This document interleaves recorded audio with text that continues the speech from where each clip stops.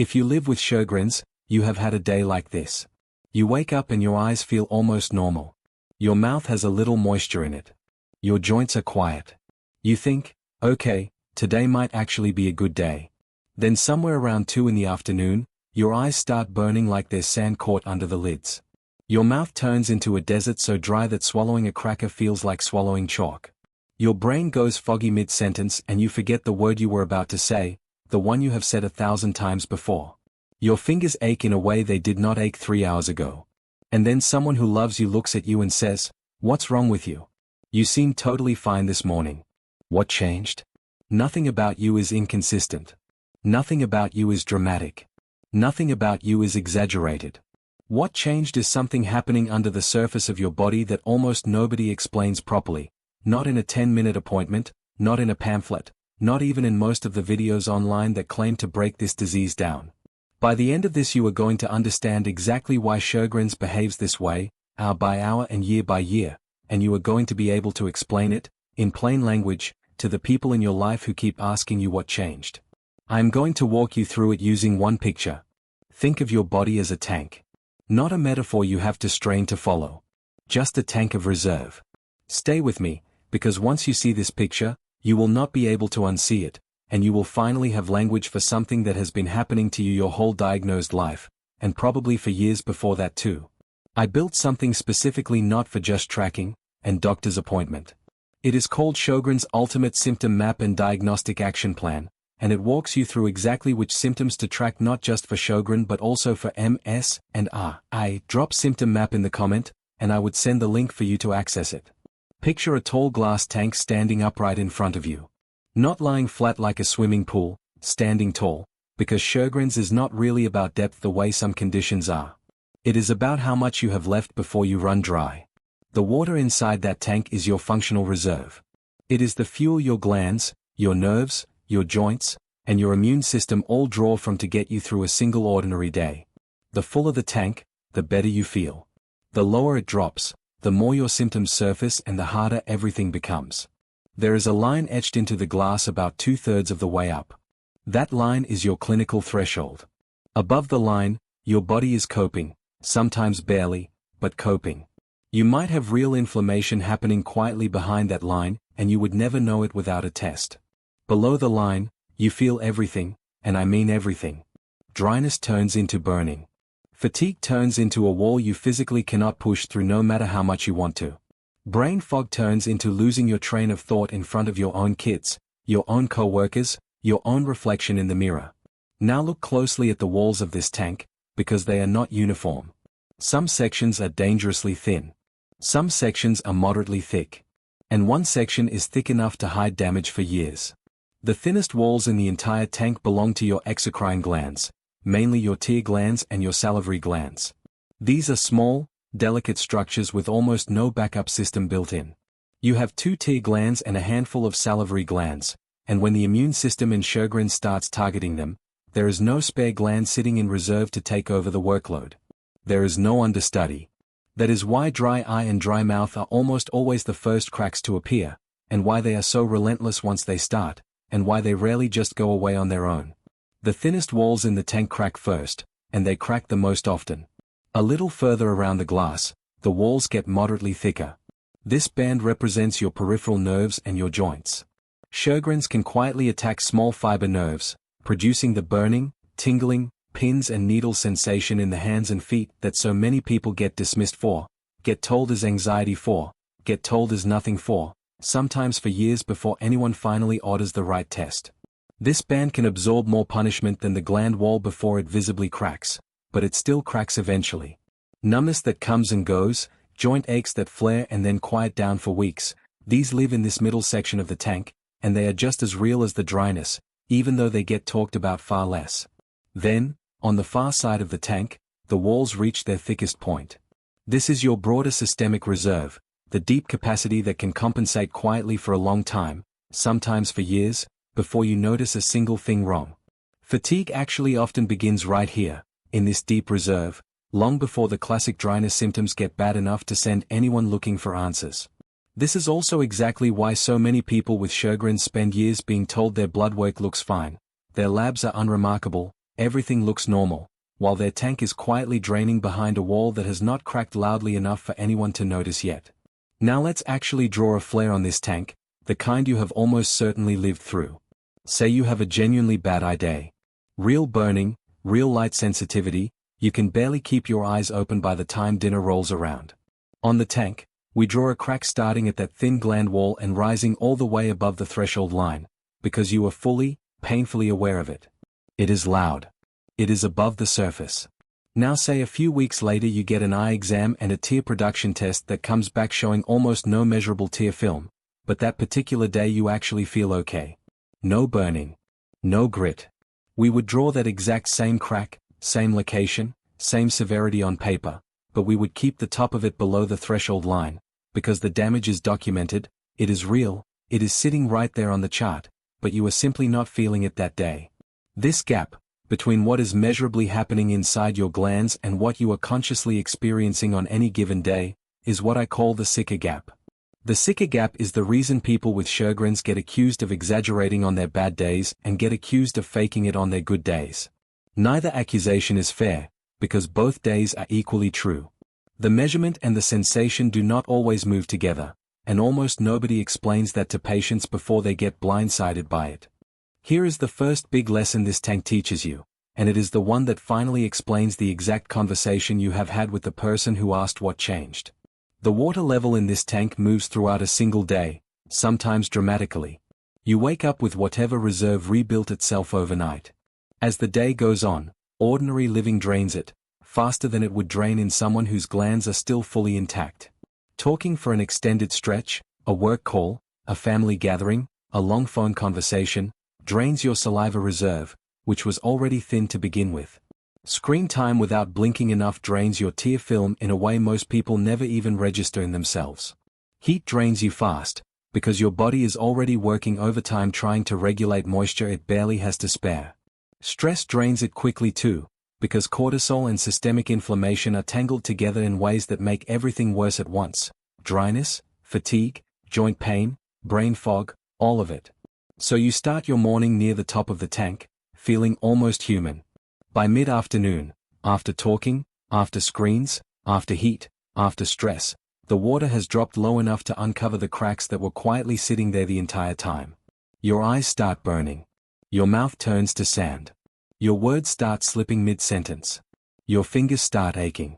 Then you rest, you hydrate, you get somewhere cool and dark, and the tank partially refills, and some of that symptom load comes back down, at least for a while, at least until tomorrow's version of the same day starts draining it all over again.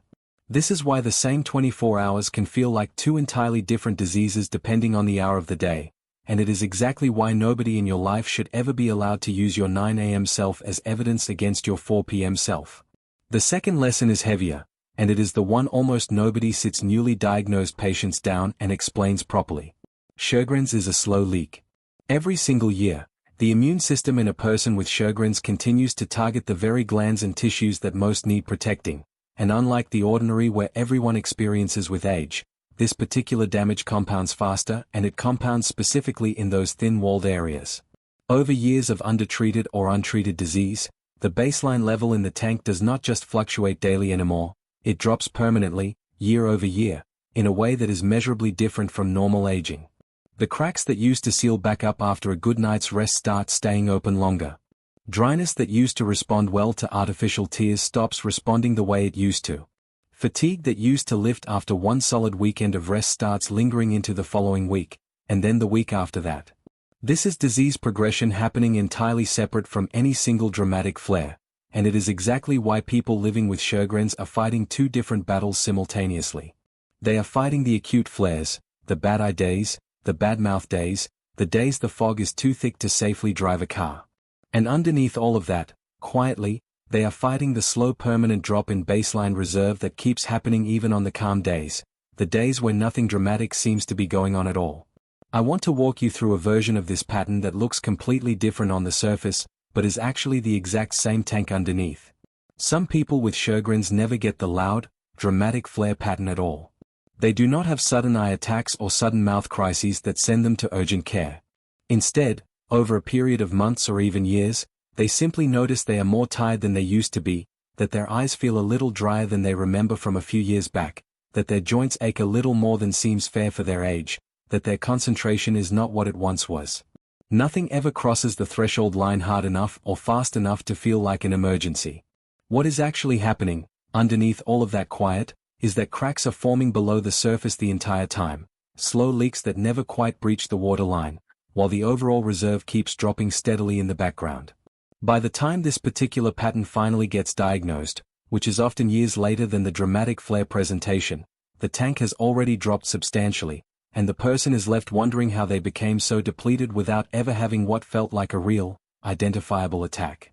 This is one of the most under-discussed reasons Sjogrens takes years longer to diagnose than it should. The tank was leaking the entire time. It simply never leaked loud enough for anyone, including the person living inside it, to notice. Before I move to that layer, I want to widen the picture a little further, because Sjogrens does not stop at the eyes and the mouth, even though that is where almost every explanation online quietly stops.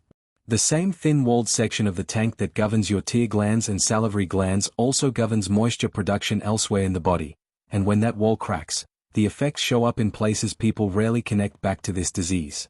Dry, cracked skin that no amount of lotion seems to fix. A persistent dry cough that nobody can find a cause for on a chest x-ray.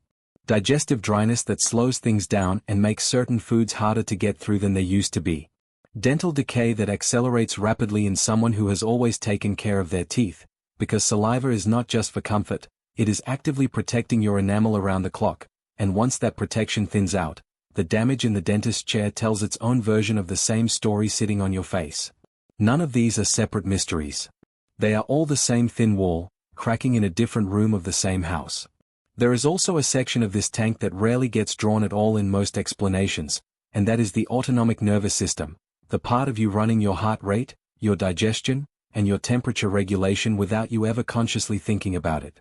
In a meaningful number of people with Sjogrens, this system sits in that same moderately thick middle band alongside the joints and the peripheral nerves, and when it gets involved, you get the lightheadedness on standing up too fast, the heart racing for no clear reason, the temperature regulation that never quite works right in the heat we already talked about.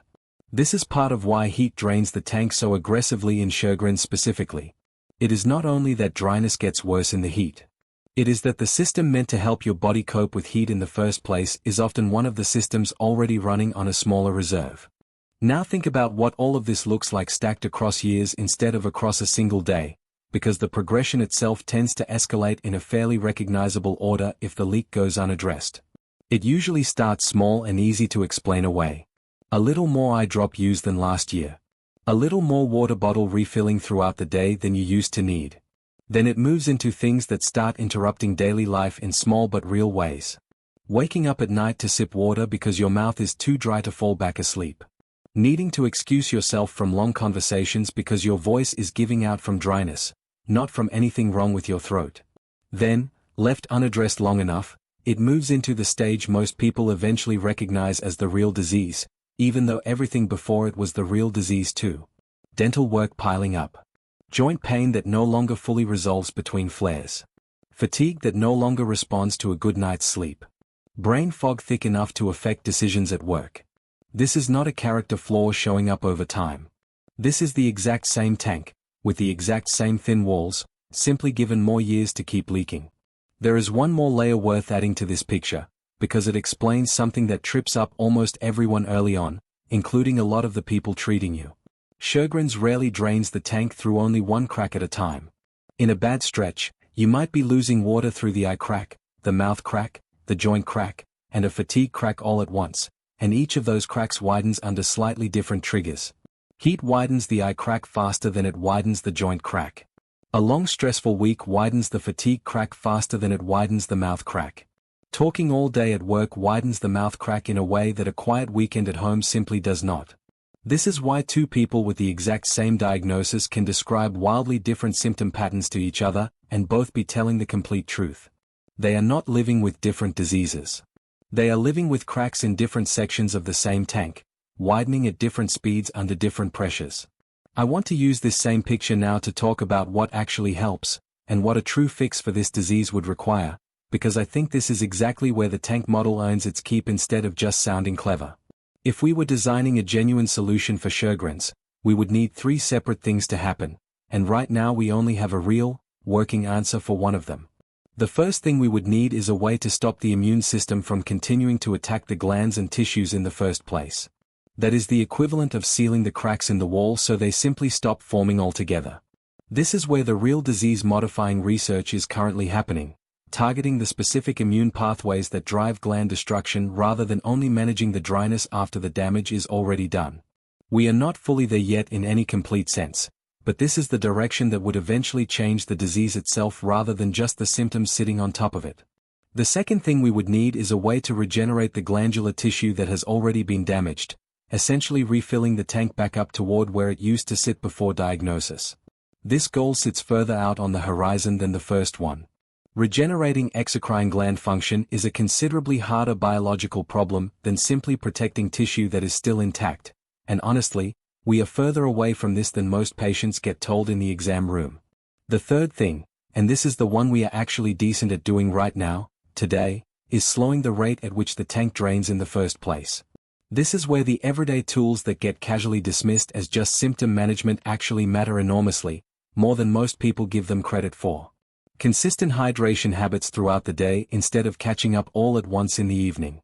Protecting your eyes with preservative-free drops before they get bad, not after. Pacing your talking and your screen time instead of pushing straight through until you crash into the wall. Managing heat exposure deliberately instead of white-knuckling through it. Treating fatigue as a genuine physiological signal from a body running on a smaller reserve, instead of something to just push past out of guilt or obligation. None of this seals a crack. None of this refills the tank back to where it started. But all of it slows the drain rate, and in a disease that is fundamentally about how much reserve you have left to spend on any given day, buying yourself a higher, steadier baseline for longer is not a small thing. It is often the difference between a bad afternoon and a lost week. I also want to address something that comes up constantly in the comments on this channel, which is the confusion between Sjogrens and the 2 conditions it gets mistaken for most often, rheumatoid arthritis and multiple sclerosis. All 3 conditions can involve a tank with a slow leak. All 3 can produce fatigue, joint pain, and neurological symptoms that fluctuate. But the walls crack in different places first. In rheumatoid arthritis, the thinnest walls sit almost entirely in the joints, and the dryness we spend so much time on here is rarely the dominant feature. In multiple sclerosis, the thinnest walls sit in the central nervous system itself, the optic nerves and spinal cord specifically, and dryness is not part of that picture at all. In Sjogrens, the thinnest walls sit in the exocrine glands first, the eyes and the mouth, with the nerves and joints forming that moderately thick middle band we talked about earlier. This is exactly why dryness that seems too mundane to mention is often the single most important clue in the entire picture, and it is exactly why it gets missed for years when doctors are scanning for joint damage or neurological lesions and nobody stops to ask a simple question about how dry your eyes have felt lately. If any part of this finally sounded like your actual life, and not the version of Sjogrens that gets flattened down to just dry eyes and dry mouth in most explanations, and you want the full breakdown of what is happening in your body stage by stage, comment the word map below and I will send the link straight to you. It walks through the full diagnostic pathway for Sjogrens side by side with the 2 conditions it most often gets confused with early on, so you can finally see exactly where your own symptoms fit instead of spending another year guessing. And if you have ever sat across from someone at breakfast feeling almost fine, only to be unable to finish a simple sentence by the time dinner rolled around, and you have wanted the words to explain that without sounding like you are making excuses, comment the word tangled below, because that specific pattern, feeling fine, and unraveling within hours, is one of the clearest signs of exactly the tank dynamics we just walked through, and it deserves to be named properly instead of quietly endured. I built this picture because I have never found a simpler way to explain how someone can look completely fine over morning coffee and be visibly struggling by the time dinner is on the table. It is not inconsistency. It is not exaggeration. It is not a bad attitude or an unreliable narrator. It is a tank with thin walls sitting in exactly the wrong places, running through the same ordinary day everyone else is running through, just with a lot less reserve to spend and a lot more riding on how carefully that reserve gets protected. If this finally gave you language for something you have been living with and could never quite explain out loud, tell me in the comments, and send this to the one person in your life who keeps asking you what changed, because now you finally have an answer that is actually true. Take care of your reserve, and I will see you in the next one.